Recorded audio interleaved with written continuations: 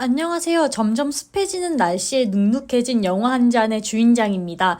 샤인을 보고 왔습니다. 저는 광주 독립영화관에서 주관한 장선 배우 전에서 겨울나기와 샤인 이 두 작품을 보고 왔습니다. 그중 샤인을 먼저 리뷰해볼까 합니다. 제주의 풍경과 미묘한 감정선, 상처를 받지만 딛고 이해하며 성장 가능성을 보여주는 영화 샤인 한 잔 말아보겠습니다. 이 다음부터는 영화 샤인의 스포일러 리뷰가 있습니다. 샤인을 보고 싶거나 아직 안 보신 분들은 여기서 영상을 멈추고 영화를 직접 관람하신 후 영상을 보시기 바랍니다.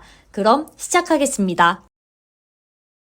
영화는 예선의 이야기로 시작합니다. 예선이는 이제 중학교를 졸업하고 고등학교에 입학하는 예비 고1입니다. 예선이는 최근 할머니가 돌아가고 혼자가 되었습니다. 할머니는 투병을 하다 돌아가셨고 예선은 상실을 경험합니다. 가족이 없고 어린 자신만 존재합니다. 이를 스텔라 수녀님과 라파엘라 수녀님이 돌봐줍니다. 예선이는 미성년이고 미숙하기 때문에 어른들과 지역사회의 도움이 필요합니다. 이를 수녀님들이 도와주는 것입니다. 겉으로는 멀쩡해 보이지만 어린 예선이 할머니의 상실과 일방적인 관계의 끊어짐에 건강하게 감당할 수 없을 것입니다. 예선이는 미묘하게 예민해지고 슬픔에 빠집니다. 그래서 친구인 다이와 학교 동생들인 서우와 동석과의 관계에서도 좋지 못해집니다. 여기서 미숙한 대상에게 벌어진 상실에 대해서 생각해 볼 수 있습니다. 상실의 사전적 정의는 어떤 사람과 관계가 끊어지거나 헤어지게 됨입니다. 예선이는 할머니의 죽음으로 관계가 끊어졌고 이의 여파로 교우관계도 원활하지 못하게 되었습니다. 예선이는 복잡한 마음일 것입니다. 이를 보여주는 것이 운동장을 뛰는 장면이라고 생각합니다. 운동장을 뛸 때 다이가 예선이한테 물어봅니다. 너 뛰는 거 싫어하잖아. 그런데 왜 뛰어? 그러자 예선이가 답합니다. 그러니까 뛰는 거야. 이처럼 자신이 싫어하는 일을 해서라도 떨쳐내고 싶은 그리움과 슬픔이 있을 것입니다.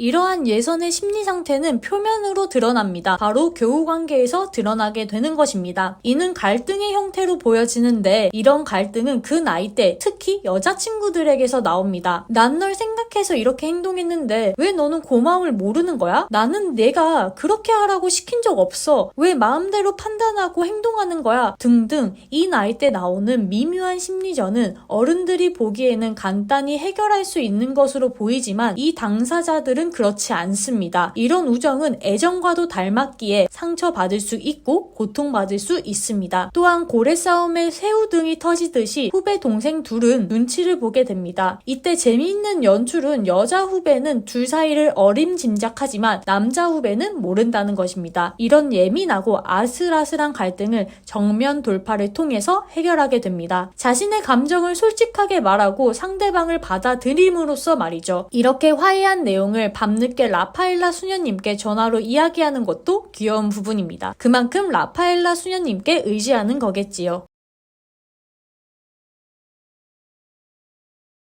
여기에서 게임 체인저가 등장합니다. 귀여운 샛별이라는 소녀는 성당에서 나와서 섬을 차근차근 돌아다닙니다. 분홍색 가방을 메고 사자가 있는 캐리어를 끌고 다니면서요. 이때 할아버지도 보고 할머니도 보게 되는데 이 할머니가 샛별이를 예선의 집으로 데려다 놓습니다. 예선이는 갑작스럽게 온 샛별이와 함께 지내고 싶어하고 다이는 이를 걱정합니다. 아이가 6살밖에 되지 않아서 학교가 가 있는 동안 돌봐줄 사람이 없기 때문입니다. 그래서 다이는 성당에 가 수녀님들께 도움을 요청합니다. 이때 거짓말을 하게 되는데 이는 샛별이가 예선의 삼촌의 아이고 한 달 동안만 맡긴다는 것입니다. 수녀님들은 당연히 다이를 믿고 라파엘라 수녀를 예선의 집으로 출퇴근시키는 것으로 도움을 줍니다. 이렇게 왕래를 하면서 라파엘라 수녀님과 예선이는 샛별이와 특별한 유대를 쌓습니다. 귀여운 샛별이와 바다도 가고 같이 놀면서 점점 정을 나눕니다. 이때 예선이는 심리적으로 안정을 되찾아가는 것처럼 보입니다. 앞에서 말했듯이 상실을 겪은 예선이에게 샛별이라는 아이는 정말로 샛별의 의미처럼 해가 뜨기 전 가장 어두운 새벽을 밝히듯이 가장 힘들 때의 예선이의 마음을 밝힌 것 같습니다. 허나 만남이 있으면 헤어짐도 있습니다. 샛별이의 엄마가 아이를 되찾으러 성당에 왔습니다. 이때 라파엘라 수녀님께 아이에 대해서 물어보는데 수녀님은 여기에 대해서 거짓말을 합니다. 잘 모르겠지만 찾아보고 보겠다고요. 라파엘라 수녀는 다이에게 먼저 확인하고 스텔라 수녀님에게도 확인을 한 번 더 합니다. 이때 라파엘라 수녀는 스텔라 수녀님에게 살짝 원망을 합니다. 스텔라 수녀는 삼촌에게 딸이 없다는 사실을 동사무소 직원의 통화로 알고 있었으니까요. 이제 샛별이를 보내줘야 할 시간입니다. 예선이는 여기서 심리적 불안을 보입니다. 애써 괜찮은 척 하지만 후배 동생들에게 돈을 달라고 강요하거나 다이와의 말다툼을 하는 등 상실을 겪었던 예선이에게 온 밝은 빛마저 떠나가자 심리적으로 불안한 상태를 행동으로 보여준 것입니다. 이런 불안을 건강하게 해결하면 좋겠지만 아직 다이와 예선, 후배 동생들은 어립니다. 따라서 그렇게 건강하지 못한 방법을 굳이 애써서 해결하지 않아도 될 나이입니다. 예선이는 혼자 서투른 이별을 준비합니다. 샛별이가 떠나려고 할 때 차마 따라가지 못합니다. 따라서 샛별이는 라파엘라 수녀님과 함께 엄마를 만나러 갑니다. 엄마는 샛별이를 한 번 버린 전적이 있고 샛별이의 걱정보다 자신이 아이를 버렸으니 지옥에 가는 것을 먼저 확인합니다. 샛별이를 잘 키울지 다시 버릴지는 아무도 모르지만 하나 확실한 것은 영화 속 시점에서 예선이와 라파엘라의 샛별이에 대한 사랑이 엄마보다 깊다라는 것입니다.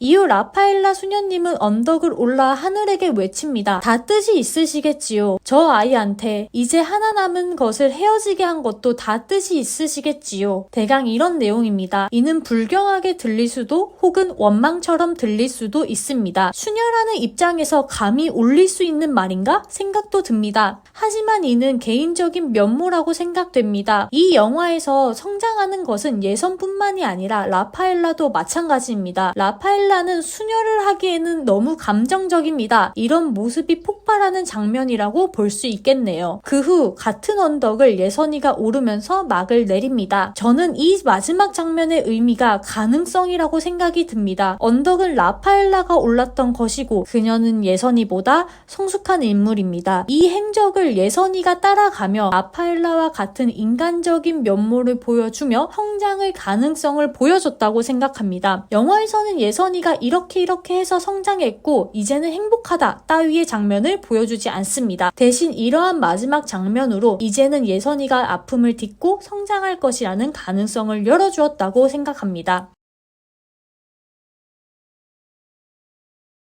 샤이는 두 인물 예선과 라파엘라 수녀의 감정선을 잘 따라가다 보면 감동과 애절함이 느껴지는 영화입니다. 잔잔하고 아름다운 풍경과 대비되게 일어나는 일련의 사건들이 예선으로 하여금 서툰 이별과 그럼에도 불구하고 받아들이고 성장 가능성을 일깨워주는 영화. 마지막 라파엘라 수녀의 외침이 절절하게 들리는 감동적인 영화. 샤인에 대한 한 줄 평은 갑작스럽게 다가온 상실에 설익은 반응이라도 서툰 이별이라도 자라나는 성장을 가능성입니다. 잔점수는 10잔 중 6잔 원샷을 드립니다. 여러분의 구독과 좋아요는 정말 저에게 큰 힘이 됩니다. 구독, 좋아요 꾹 눌러주시고 댓글로 여러분의 생각도 알려주세요. 그럼 다음 영상에서 봐요. 안녕!